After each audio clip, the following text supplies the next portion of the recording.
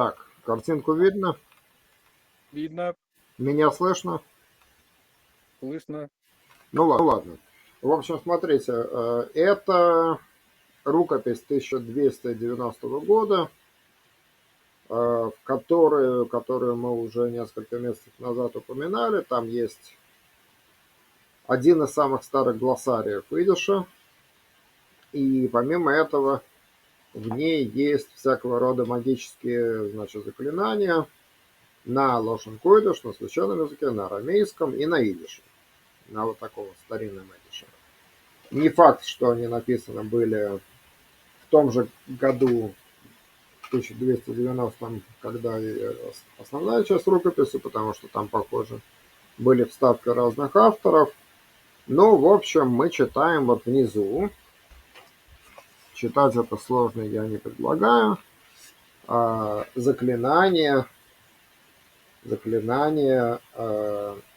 госпожи Хульды, то есть госпожи Метелицы из сказки братьев Гримм, которая была когда-то германской богиней зимы. То есть, казалось бы, вот как такое вот могло быть на идише, но тем не менее, в общем, евреи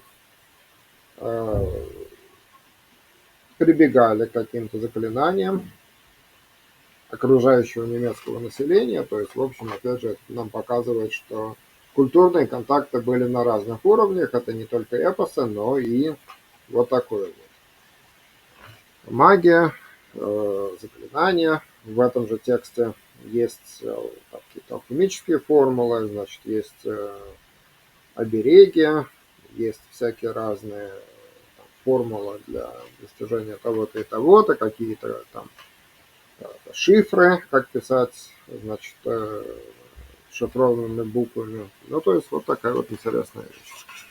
Мы видим, что на идише бывает и такое. Теперь переходим обратно к мальчику Мотлу, которого мы уже читали. И тогда продолжим читать.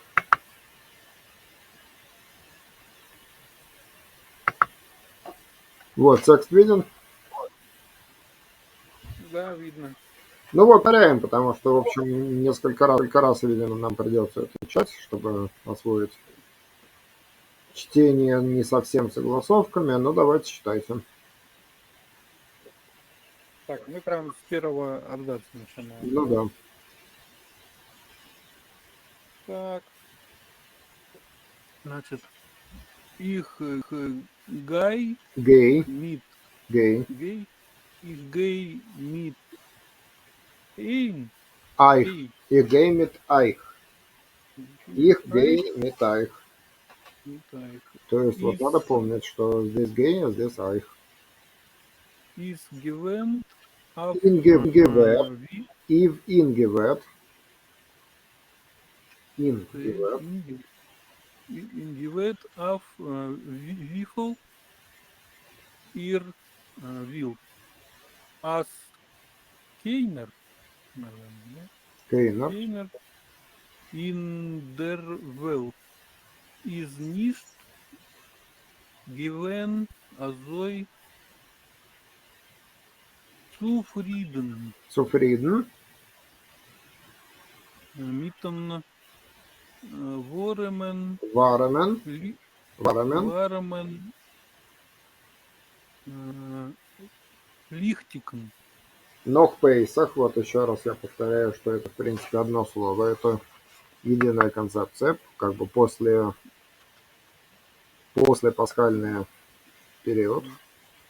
Noch Pesach wie ich Пай, Ви их пейсен пейс, пейсе, да, dem Poison хазенс ингл, Cousins Wingle мотл, Motel is them ту, шту, ундем шоханс, это Шоханс, Хелбл,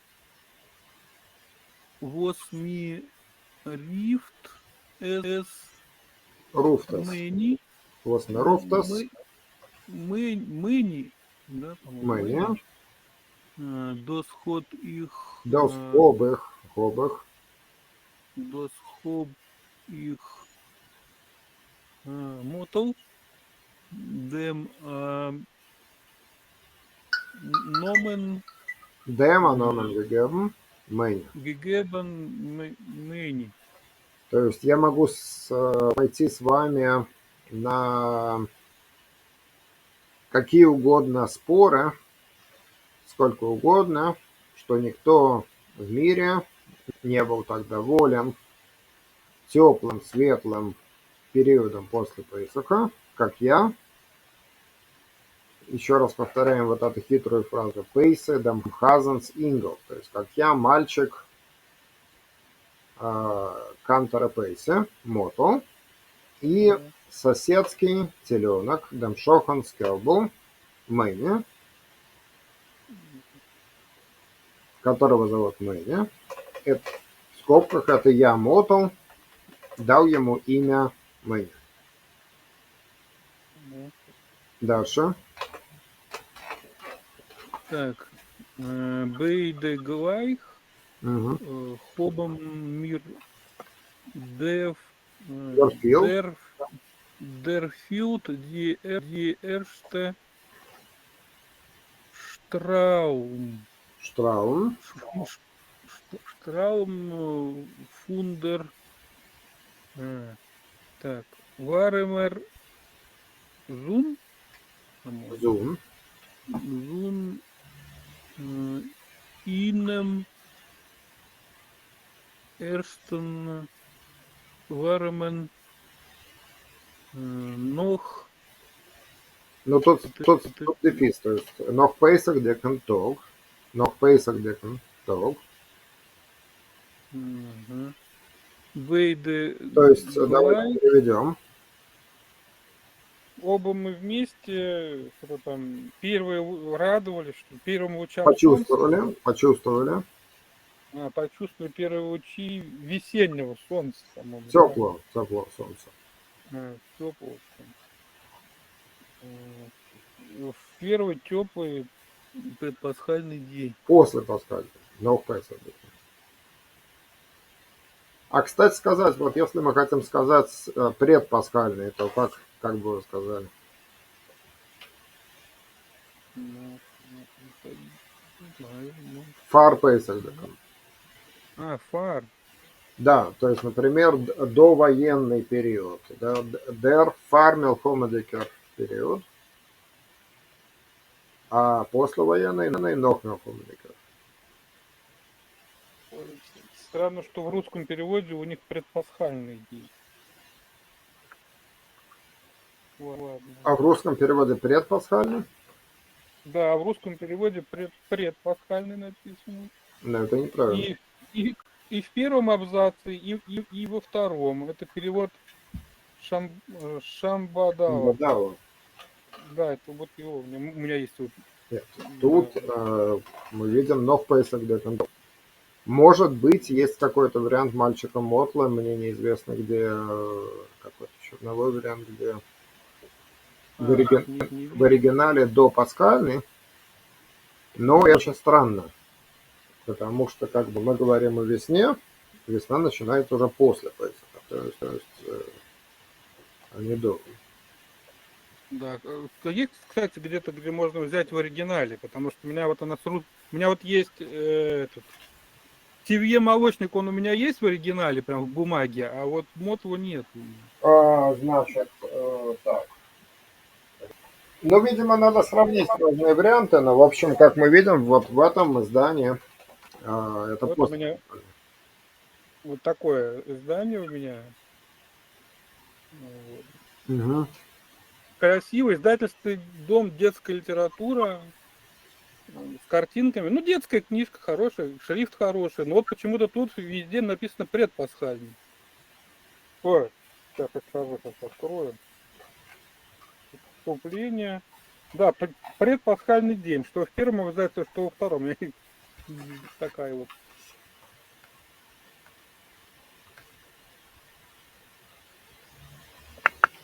Ну, это странно. Ну ладно.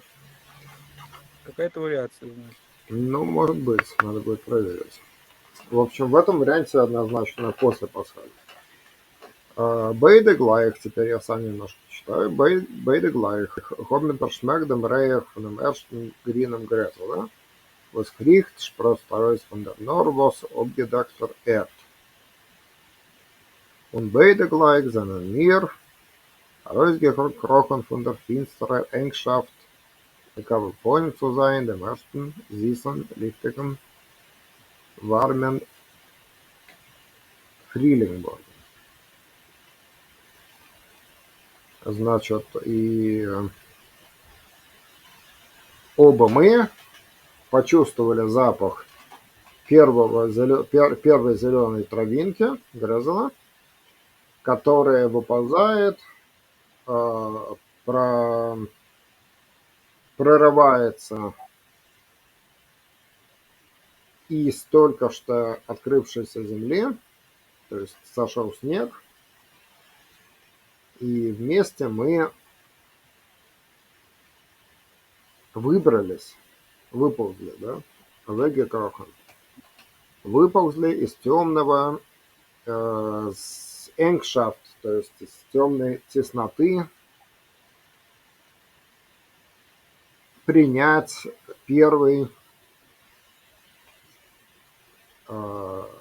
сладкий, то есть приятный зисан ликтиком, с приятной или сладкий, светлый, теплый весеннее утро.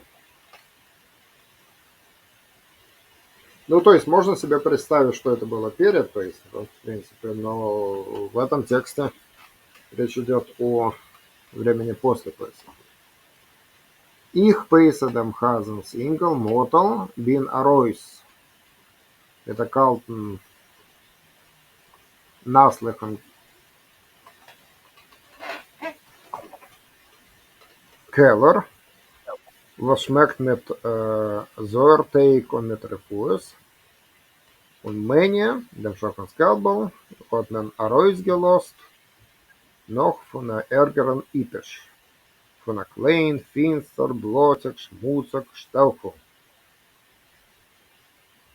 Mit ausgekriemte, zerflickte Wand, was Winter, bloß da rein hin, der Schnee,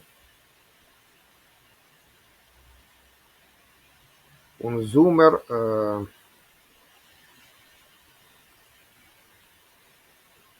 stößt da rein den Regen. То есть и я, мальчик Кантора Пейса Мотл, вышел из холодного Калтон Наслахан, влажноватого, то есть такого мокроватого подвала, Вошмект Медзойртейк, который пахнет буквально кислым тестом, он митрифуэс и лекарствами, то есть может быть какая-то плесенка. А Мэни, соседский теленок,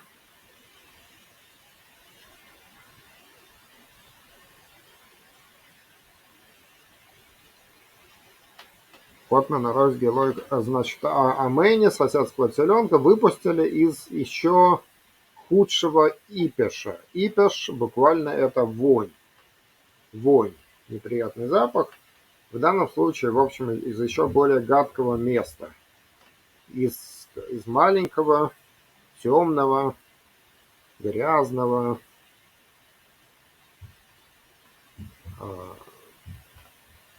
замызганного. Ну, то есть, в принципе, это синоним. Блотик, шмуцик, грязного. Штелхал – это хлеб, хлебочка, то есть штал – это хлеб, штелхал – это маленький хлеб, с кривыми, драными стенами, цифликтебенд, через которые дует зима со снегом, а летом он зумер, что есть таким демрелем. То есть, а летом туда бьет дождь.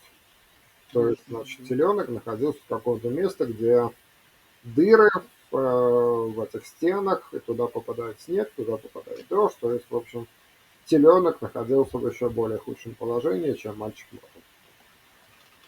Вот. Ну, вот, на сей раз, значит, мы разберем мой перевод стихотворения Давида Самойлова, известного советского поэта, на идиш. И как, значит, я это сделал. Ну, вначале, Михаил, прочитайте это стихотворение по-русски. Оно достаточно простое.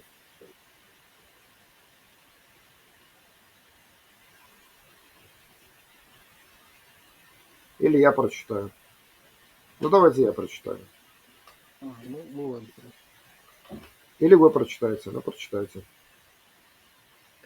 Значит, 8 дней возил иудеев немчура в печальные карьеры. 8 дней, как в ночь Варфоломея, землю рыли и дома горели. Слушай, Бог, кричали их раввины, слушай, Бог, рыдали их вдовицы. И Господь услышал неповинных, спас одно дитя от рук убийцы. Девочка, растрепанный голчонок, бурей искривленная птаха. И глаза не как у всех девчонок, полусумасшедшие от страха. Я обнял несчастного ребенка, сел на покосившемся крыльце с ней, расчесал ей волосы гребенкой, волосы из песни. Девочка, и я ношу и грею под личиной грубой и несхожей сердце Божией милостью евреев, милости недослуживших Божий. Ну, вот такое стихотворение, значит, Самойлова, которое я перевел недавно совсем на идиш. Где можно ваши книги купить? Так, значит, книги, к сожалению, у меня, я не могу сказать, что у меня целиком есть книги. Сейчас готовится под моей редакцией сборник переводов современной поэзии на идише с русским переводом. Издает это издательство «Зайчик» в Москве, издательство «Книжники» в Москве, но издатель частный, зовут его Борис Зайчик. Нужно будет договариваться с ним или с книжниками. Значит, книга вот буквально сейчас должна выйти. Мои стихи печатаются в газете Биробиджана «Штерн». Достаточно часто включаются в разные антологии. Но вообще пора мне уже свой сборник полностью двухязычный, русский и трех даже язычный. У меня еще есть английские стихи. Идиш, русский, английский издать, но пока вот просто нету спонсоров, чтобы оплатил верстку и печать. Так что пока у меня, в общем, стихи опубликованы, разбросаны по разным изданиям, журналам, газетам и книгам. Да, было бы хорошо, чтобы книжечка была. Да, в общем, я, конечно, бы с удовольствием. Просто нужно найти спонсора, который это сделает. Вот давайте попробуем прочитать мой перевод. Так. Вот такие сокращения как читать? Мод, Михот? мод, мод, Просто мод, мод, мод. мод, ахт, тек, гефир, алфин, Алофем, мэри. алофем, алофем мейес. Вот. Значит, это слова из древнееврейского лексикона тысячи, сотни. Алофем мейес. Тысяча, сотни. Идем, инди, замдике,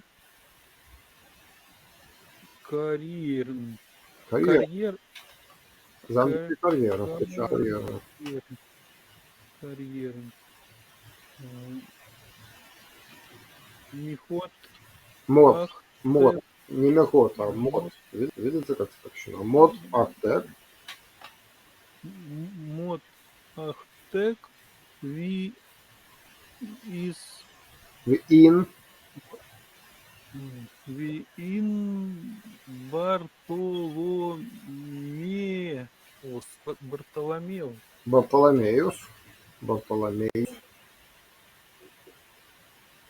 Нахт. Гегробен. Гегробен Эрт. Гегробен Эрт. Ву. э, Хайзер. Бремен. То есть копали землю там, где горят дома. Здесь я сделал, в общем, довольно такую интересную вещь. Я перенес Бартоломеус Нахт, да. Вначале я проверил вообще, как Варфоломеевская ночь называется на идише, потому что, в общем, это вопрос не совсем тривиальный. И нашел в нескольких книгах, в том числе в переводах Кропоткина на идиш и других книгах, в основном такого социально-политического плана, где критикуется, в общем, вот религиозный фанатизм там и так далее, и вот война между протестантами и католиками, которая была тогда. То есть Виин Бартоломеус Нахт, да, то есть я как бы разбил это слово и срифмовал Меус Бартоломеус. Сотня и Бартоломеус Нахт. То есть Варфоломейская ночь, Егробм Эрт, копали землю, Вухайзер Бреннен, где горят дома. Дальше. Шмакой Лейна. Я подсказываю, Шмакой Лейна это молитва, которую читают перед Рошашона, в Слихас, в саму Рошашона и в Йом-Кипр. То есть это такая вот покаянное такое обращение. В оригинале Самойлов, наверное, он имел в виду Шма. То есть его познания в еврейской традиции, наверное, были не настолько глубокими. То есть, как мне кажется, что вот услышь нас, Бог услышь, да, кричали там евреи, кричали вдовицы, кричали раввины. Я взял все-таки другую фразу, не Шма Исроэл, а Шма Кулейну, то есть которая используется вот в Слихас. И в посты тоже услышь голос наш, Шма Кулейну. Шма Кулейну Шрайн Дарабонин. Шма Кулейну Вейн Далмонес. Читайте дальше. Так. Год Дерхер. Дох. Умшулдеке. Имшульдике. Умшулдеке. То есть тут ударение на первое. Умшулдеке Боним. Боним это такой вот литературный синоним слова сыны, да. Слышат своих чад.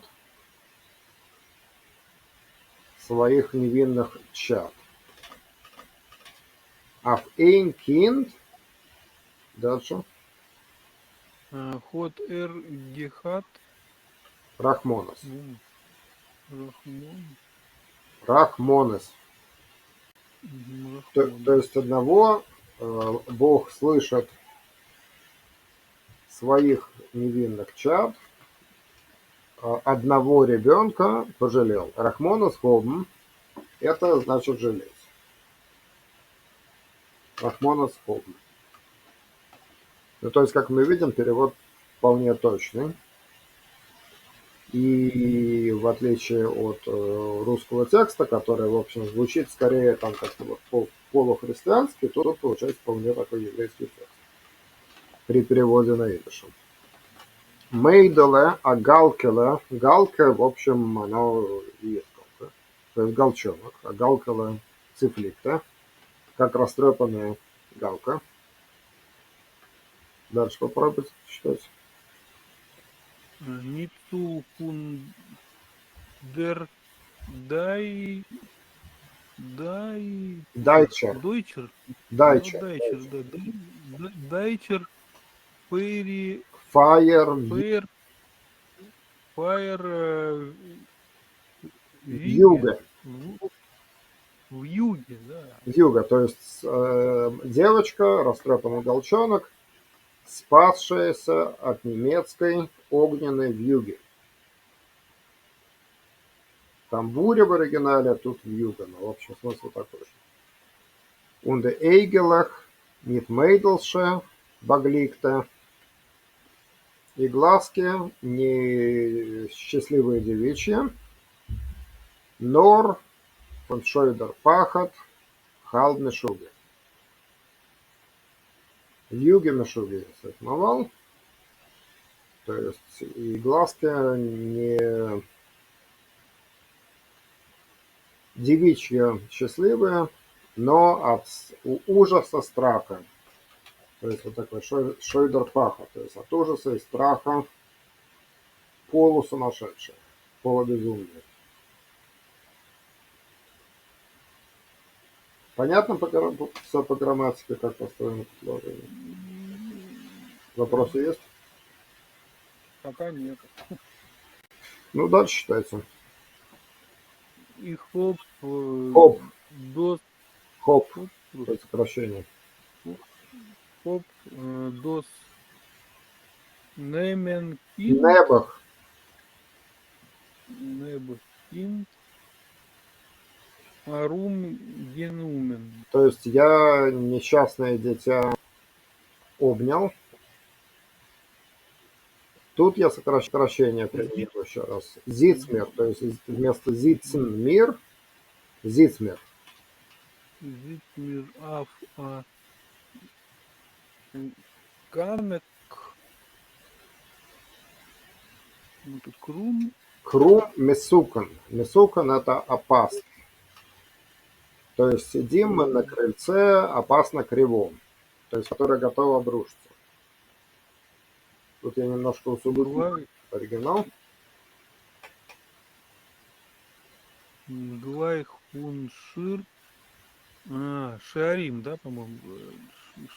Где? Вот дальше. Глай хунши. Да, значит, Шероширим, то есть это песни. И песни тут, в общем, включается вполне в контекст, нормальный такой вот контекст творения Наидша. То есть ойзге кемт, значит, кемен это расчесывать, расчесав волосики, которые приходят прямо, то есть восходят прямо к стихам из песни. Да. И последнее. Так. Мы дали их варем трок и митн. Унтер гробер майнер фремдер Мины.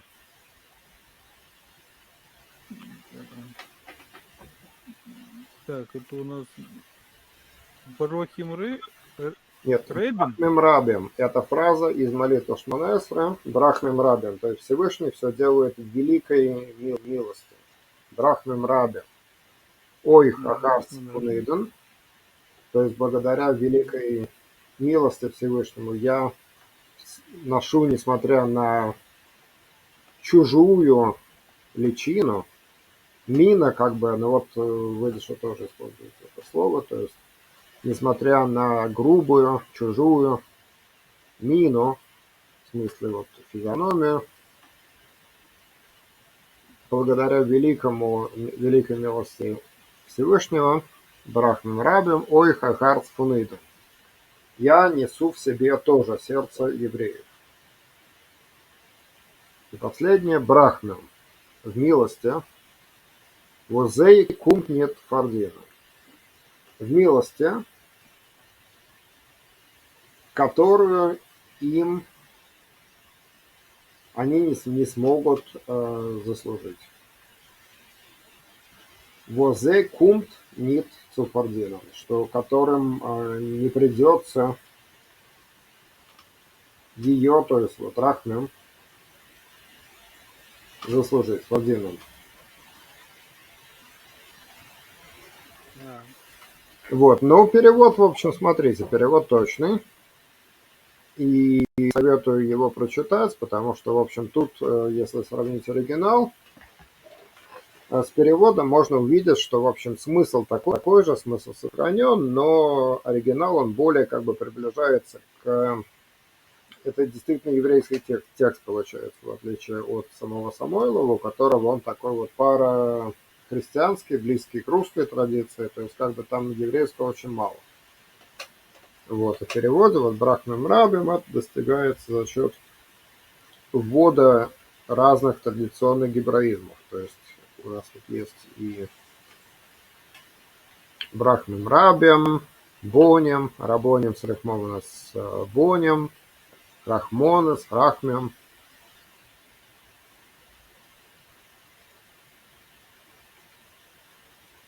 То есть вот такой вот получился текст. Вот, но можете свой перевод Йони Файна зачитать, если хотите. Так. Мне он понравился. Кстати, вот у Ольги тоже очень хороший перевод, но Ольга нас, к сожалению, покинула. Она не может к нам зайти. Сейчас я спрошу.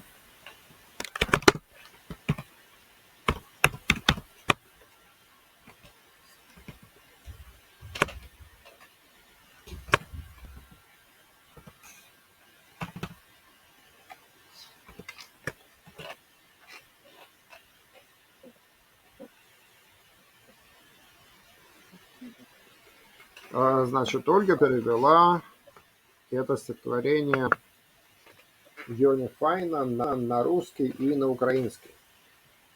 То есть у нее два перевода.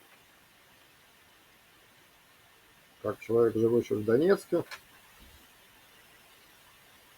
частично в украинской семье, в общем, она любит этот язык, и на него тоже переводит. Так, что она нам говорит?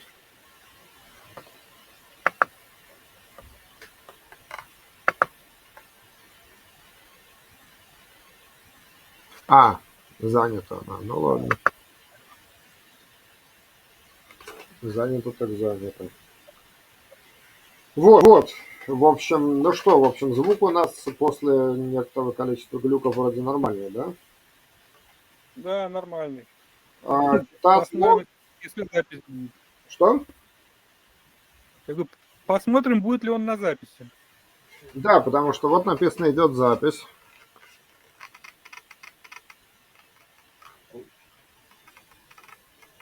В прошлый раз вроде тоже шла, но не записалась. Ну, я на всякий случай у себя с экрана запись включил. Вот, задание, значит, задание, опять же, такое у меня как бы креативное, если интересно. Попробуйте забыть вообще про оригинал Самойлова и попробовать вот этот стих, представить себе, что это стихотворение изначально написано на идише, по-новому как-то перевести на русский. Угу. Хорошо. Вот, ну и вопросы какие-то, если есть насчет Шолома Алейхема, насчет того, что мы читали, насчет вот средневековых текстов. Да нет, просто мне пока тяжело это читать и непонятно, особенно когда гебраизмы. Ну, конечно, да, но в общем, тем не менее, я считаю, что вот имеет смысл учиться как-то более интенсивно, понимать, что такое есть, такое будет, то есть, в принципе, простыми текстами мы не отделаемся, потому что если серьезно мы читаем книги на идише, то гебраизмы будут, и причем у меня их еще не так много, есть поэты замечательные, у которых их еще больше. Я не помню, мы с вами вроде читали уже Арана Цейтлана про трамваи. Да? Я что-то не помню. Может быть. Но, может быть, вас тогда не было озвучено. Но прочитаем в следующий раз. Тоже интересный текст. Значит, Арон Цейтлин был выдающимся поэтом-мистиком, который очень много писал. Он предсказал фактически катастрофу евреев, значит, гибель еще в 30-е годы, массовую гибель. Образ Варшавы довоенный у него очень такой вот мрачный и своеобразный, и у него есть стихотворение «Трамвай». Трамваи, которые представляются, в общем, какой-то вот мрачной силой, которая поясывает весь город Варшаву и символизирует то, что там творится всякое зло. И героизмов там, ну, немало, по крайней мере. Так что вот, можем сравнить в другой раз. А на этот раз, в общем, задание попробуйте сделать свой перевод вот этого. Представить себя, что как бы русского оригинала нету, что это стихотворение на идише, ментально как-то отстраниться от Самойлова и перевести по-новому на русский. Хорошо. Попробуйте.